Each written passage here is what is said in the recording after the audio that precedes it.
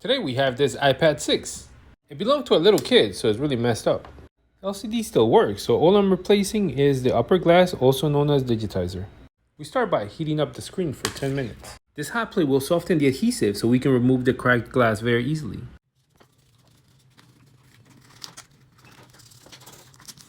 Now we open, remove 4 screws. Now that the screen is free, we can lift. Now we have to remove these 2 plates. All freed up, now we can remove them. Now I clean the frame.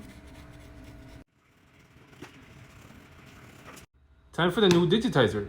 Now screen, screw everything back. Now we remove protective film. And finally we close it. And this is what it looks like.